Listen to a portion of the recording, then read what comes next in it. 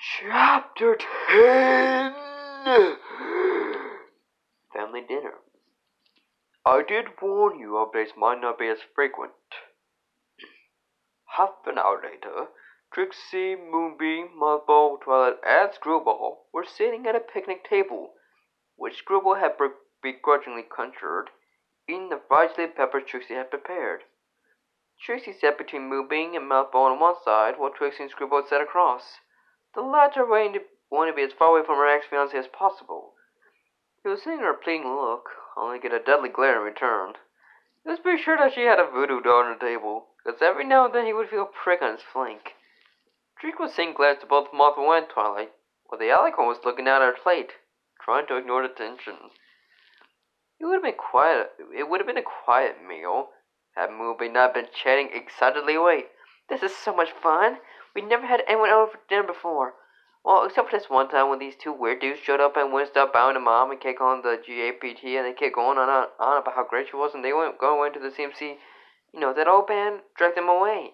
What were their names, Mom? I think one of them was called Snail or something. So, how you liking your peppers? Trixie asked, though it was clear she was just desperate to change the subject. They're delicious, Twilight piped. Honestly, Mother says he cautiously touched the pet with his hoof. I'm not a big fan of chili peppers. He smiled nervously at Screwball. You know, unless they're dipped in chocolate? She looked at him wearily and then glanced down at her dish. Mother frowned and did the same. Though I'm curious, Twilight told Trixie. I thought points would be kind to eat a lot of real food. It varies, Trixie replied, popping a pepper in her mouth. Chili peppers are very spicy, like, she smirked teasingly at the Alicorn, a certain kind of love. Twilight blushed and shifted uncomfortably in her seat. I personally prefer the sweet type, Mothball said, looking hopefully at Screwball. Like a big old chocolate shake? She didn't respond, nor did she seem to acknowledge him. Really? He sighed. You gonna let me starve? Screwball picked up her plate. I'll take this inside.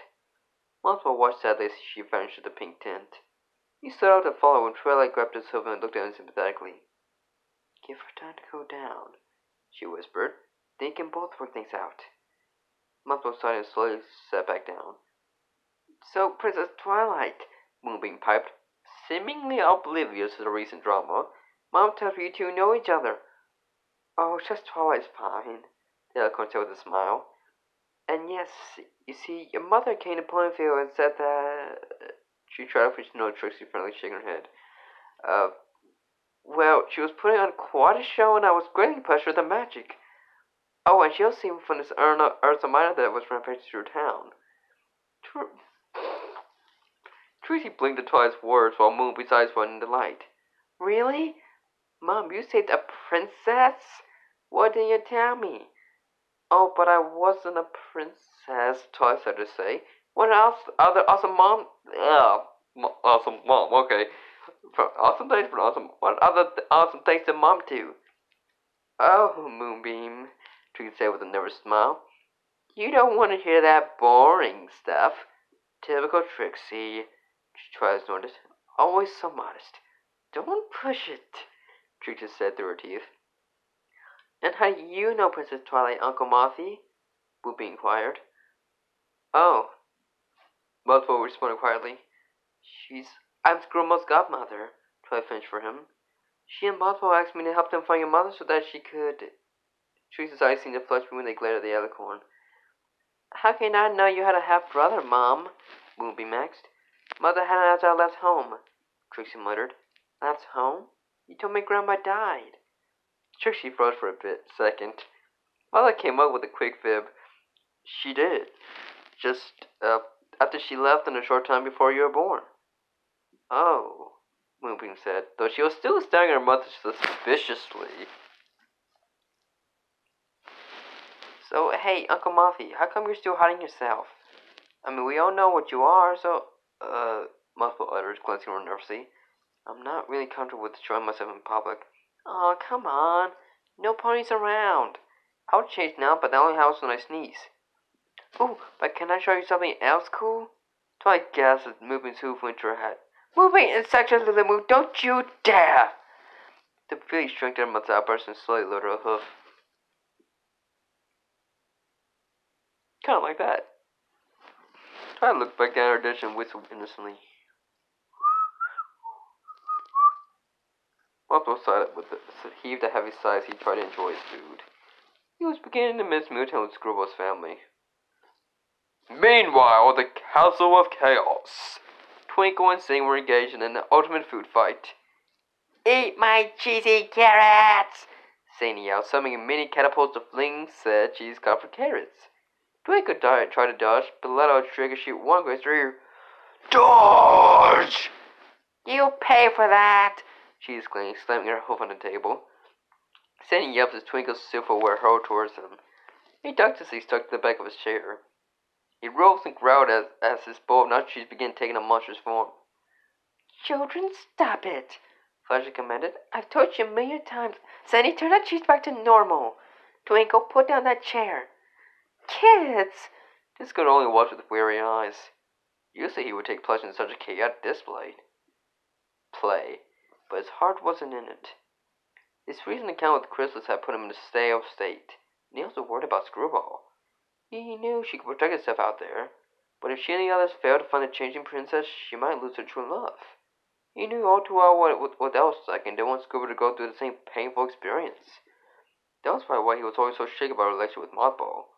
He just didn't want his little girl to get hurt. Oh. And the phone side said to him she would be fine. Mothball was a good boy, though Disco rarely admitted that out loud. He would never hurt her intentionally. Still, if the boy had to choose duty over desire, Disco worried what effect that would have on Screwball. Well, good night, Trixie said bluntly after clearing up the dishes. Maybe you can join us for breakfast tomorrow, Boopy said excited to the guest. We can have strawberries and whipped cream. Boom beam, go inside. The filly groaned and obeyed her mother. Before she went in, however, she went to Twilight and Mothball. See you tomorrow. Once she was sure her dog was out of hearing, Trixie turned to not a tease. Trixie turned to Twilight. Hey, thanks for telling Moving about that good stuff about Trixie, but you didn't have to. The Algon held up her hoof. It was my place to tell her of your past. However, it's only a matter of time before she finds out the truth. The question is, who is going to be able to tell her? Trixie rolled her eyes. Don't lecture Trixie, Twilight. If you were a mother, you'd understand. Actually, I am a mother. I have a 3-year-old filly at home. The Euchre snorted. Nevertheless, Trixie still had more experience than you.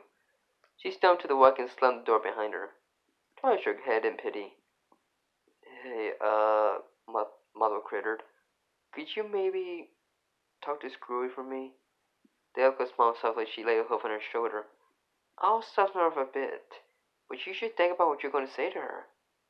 The changeling nodded in thanks and went into his tent. Twilight lifted the flat to hers and found Scrooby in one of the bedrooms, curled up on a queen-size bed covered with a purple comforter. The echo sighed as she cautiously approached her. Screwy, she started to say. I'm not talking to him, Scrooby snapped. You heard what he said. He doesn't think I love him enough. I'm sure he didn't. Does he really think that? She demanded, sitting up. I mean, is it all done for him? When we were first getting to know each other, I disobeyed my parents and got to meet him every night. When he left the house, I convinced my parents to let him stay with us. Did I mention we faced a changing army together? Yeah, you know when to make changes for him. He wants to become a entirely new species. That's a lot to ask for some pony. It is, but if it's necessary for the two of you to be together, isn't it worth the risk? Screwball bit her lip. Well, Twilight sighed and sat on the bed. Love requires sacrifice. You know I gave up my immortality so I could be with Flash, right? I still can't believe you did that, Screwball muttered. Because you know that means I'll have one less honor round when I'm like 1,001, right? And yet I would outlive Flash by many eons. Why didn't you just ask him to be immortal? Daddy did that with Mom. That came to mind, but it only worked on your mother because Discord has strong emotional connection with her. You do realize that's another example of sacrifice, right? Your parents have the option of making Flash immortal. Have Discord relinquish his own immortality, or living well enough alone so that he may outlive her. Your mother meant to choose living for eternity with your father, even though that meant she would outlive all her friends. She knew she couldn't just let the lesser characters in the world die. Twilight hung her head. And you've seen what would happen if this could ever lost Fluttershy. Scribble nodded. Okay, so you and Mom have made big decisions for the ones you love. You think I should be okay with becoming a changeling? I'm not telling you what to do, Screwy. But think about the sacrifices Mothra has made for you. He left the only family he has ever known behind so he could be with you. And has now traveled to the ends of Equestria so you wouldn't have to change yourself. Heck, he even had enough guts to put up living with your family. Do you think it's time you return the favor? Scribble stared at her godmother for a moment and then laid her head back down, facing away from her. The decision is yours, Twilight continued, but you can't leave this conflict between you and Mothra unresolved. Flash and I made that mistake once and it nearly destroyed us. Think about it. She heard the Alicorn rise from the bed and trot away. Scribble's face fell as she looked at her left hoof. It looked so bare with that Mothra's ring. She thought about what he had said he had done to get the ring. He had worked so hard to get her something special. And every time she had given something special, it was so that she had proved out of the net with no effort whatsoever. He had abandoned his crown, his family, his life. What had she ever done for him? Come on, Mom, Moonbeam complained as she sat on the bed, trying to get her boots off. Why can't they join us for breakfast? They'll be gone before then. Her mother replied as she put dishes away. If they know what's good for them.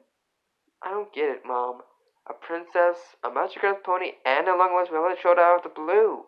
How can you not be excited? We have new friends, and the ponies are not our friends, Moonbeam. You have no idea why they even came here. And why don't you tell me? Trixie winced. It doesn't matter. Besides, they're gonna be gone before. Mom, I think these things are stuck. Trixie turned to see Dart having a hard time prying out the boots. Even when she used magic, they wouldn't budge. Trixie smirked. She approached her. How still? She let up her horn and gently removed the boots one by one. Moonbeam sighed in relief as she flexed her black cloven hoofs. Trixie's pink aura then enveloped the village pants and slid them off. Moonbeam stood on the bed and swished her thin, cow-like tail with a small tuft of dark and light blue hair much like her mane. Trixie then removed the baseball cap and Moonbeam touched the point of her gray horn as the jacket was still there. Phew, she heaved. Much better. I think that stuff's gone too small for me. Alright, we'll go shopping tomorrow, Trixie said as she hung up her cape. You know, I think the Princess and Uncle Mouthy would have understood if I had stopped calling him that. But I'm sure they've seen where the things they wouldn't have understood. But, now get into bed. Moonbeam groaned. She and her mother groaned into their small bed and pulled the old blanket over their bodies. It's been a long day, Trixie said, rubbing her hooves around her daughter. Let's get some sleep. Could you at least tell me a story? Moonbeam asked as she snuggled against her mother. She sighed. Okay, once upon a time, there was a princess who wanted nothing more than to please her mother, the queen. However, the queen didn't think her daughter was good enough, and so she banished her. Years later, a pony from the princess's old kingdom found her and told her that the queen was dead and she was next in line for the throne. But she couldn't accept it. How come? Trixie sighed. She had made a new life for herself and it ruined. So then what happened? She turned away. She died. Moonbeam rolled her eyes. You really need to tell better stories, Mom. They all end the same. Well, that's all I've got. Now go to sleep. It didn't take long for Moonbeam to doze off, but Trixie's eyes remained wide awake. She watched her daughter as she slept and smiled slightly at her innocence. She brushed the Felix mane aside and grounded the gray, bony horns taken out of her head. Every odd part of her, those parts that never changed no matter what form she took, would always be terrible reminders of him, and of the decision she had made long ago. She quickly rearranged her daughter's mane so the horn wouldn't be visible. Trixie's eyes wandered around the wagon and fell upon the mirror leaning against the wall. She could see her reflection, or rather the reflection of her disguise. She remembered the first time she had seen that reflection, the day she had left home, the day the great and powerful Trixie had been born. Then, after a quick glance at Moonbeam, to make sure she was sound asleep, she changed. Just for a moment, to look at the changeling she had left behind. Her purple eyes had slits, her hair was now gray and stringy, and her body was now black and deformed. She shook her head and quickly changed back. She smiled at the unicorn in the mirror, turned back to her daughter, and closed her eyes. As she dreamt, memories of the past came flooding back. I was planning to keep Moonby's oddities a secret for longer, but I wanted a moment where Trixie and Moonby react differently to them. I love you complaining about how Screwball acted in the last chapter. Come on, she's not perfect. Next chapter will take a while, but I will tell you that you will learn more about Bellatrix less Trixie in it. Background! Next chapter.